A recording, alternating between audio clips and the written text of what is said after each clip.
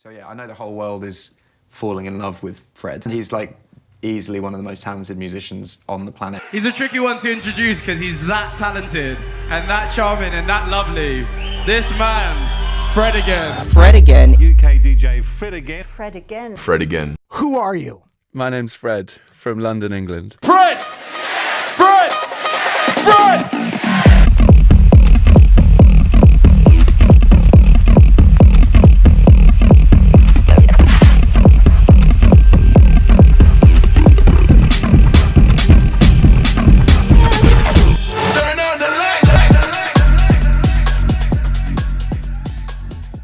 When I was like 6, well, from sort of 10, when I started writing songs, to 20 or whatever, I was doing my own music. And then through no intention, I just kind of ended up working with other, like it just kind of is what naturally took place. And so then, but there was a slight feeling of like, after a few years, there was a feeling that there was something like I needed to make that I wasn't making. By beautiful serendipity, or maybe something bigger than that, Brian messaged me at the same time saying like... Brian Eno. Yeah.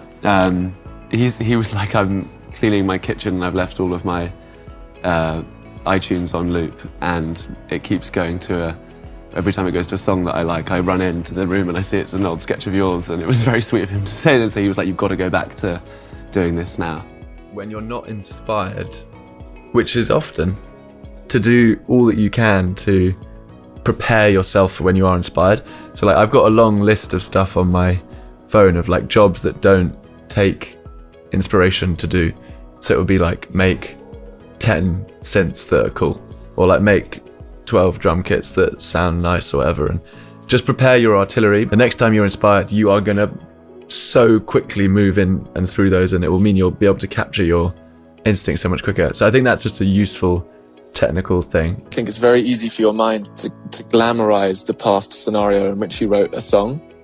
Oh, that day that we wrote that song that became a big hit, wasn't it great? We went and got coffee and then the chorus just came to us, and actually you forget the moment that you were actually struggling on that like one line in verse 2 for like 30 minutes, and you kind of just gloss it over and just make it this like, oh, that beautiful time where this all came about.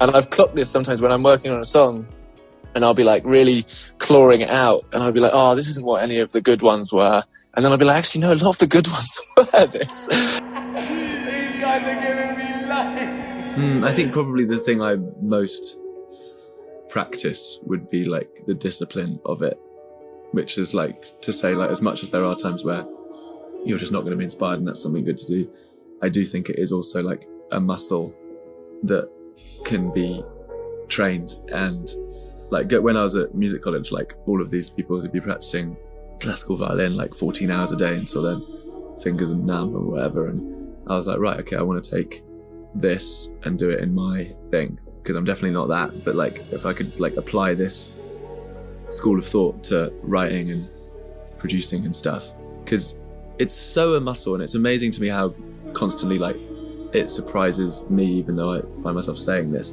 Like, let's say you're feeling super uninspired for a whole week and you've already made the drum kits and the sounds, and you're still sat there. Like, find games, ways of making a game, like set a timer that's like 30 minutes and say you have to make a song that samples this song or whatever, or close your eyes and touch the Spotify screen and sample whatever song you've touched, or a million different things, or go around the room you're in and record every sound you can see and make a song out of that. If you make a song when you're in a state of feeling really uninspired, and you keep doing that, let's say you have a whole week of feeling really uninspired, but you keep powering through it, you will make something that's good, probably. And then that means that next time you're feeling dry and like, oh, I've got nothing left, you'll be like, oh, but you see this sketch you did on that day that you felt a bit rubbish, that did actually then become something you really liked.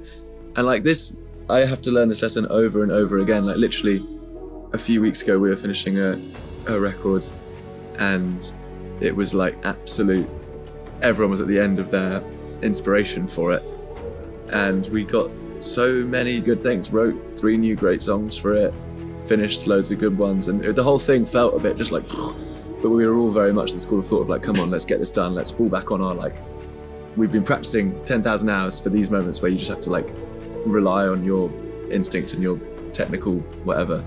And then there's a million other reasons why you're not feeling inspired, and then you hear the things in 2 weeks and you're like, oh great. So which is a great moral of the story, because if the moral of the story is we'll just carry on, if you think it's shit, you could well be wrong, you might as well carry on. That's a way better moral of the story than if it's like every time you think it's shit, you're right and just stop.